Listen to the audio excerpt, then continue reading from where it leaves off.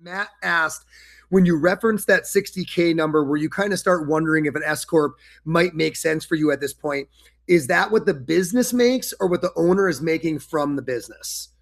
That's everything you pull out of the business, right? So most people, let's say if you started as that single member LLC and you build $120,000, you had $60,000 of expenses, and then you have $60,000 of profits you can draw to the company. That's when we're having that S corp discussion. And I think there is one little part of that that's different. You are taxed on the profits of the company, not what you bring out. So if you have a company and you build 100 grand and you spend 50 in expenses and you have $50,000 of profits, if you leave all those profits in the company, you're still taxed on that $50,000.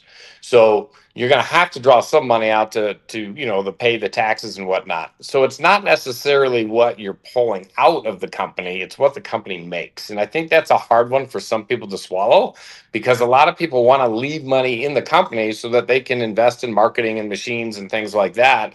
But you are being taxed on that money in the year that it's earned, not necessarily just what you pulled out.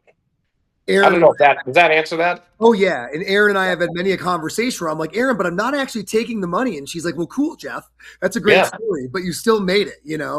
Right, right. And you had, in the IRS's perspective, is you can pull that money out. Right. Like in your case, you're a great example of somebody who made money. And I do recall about 2 years in your journey where you were like, man, I am paying so much in taxes, but I'm broke or I don't have any money over here. That's because you were saving that money and you were investing in all these different things along the way. And I know you felt the pinch for a couple of years where you're like, what the heck? Where's all this money going? What are you guys doing? And it's like, well, hey, Jeff, you're building this machine and you're putting capital to use. It's just painful now, but that's kind of the journey of the entrepreneur, right? Like you're going to see your income go up and then it's going to dip a little bit because you're going to invest and you're going to invest money and your income's going to go down, but you're raising that baseline of what income you're making in the future, right?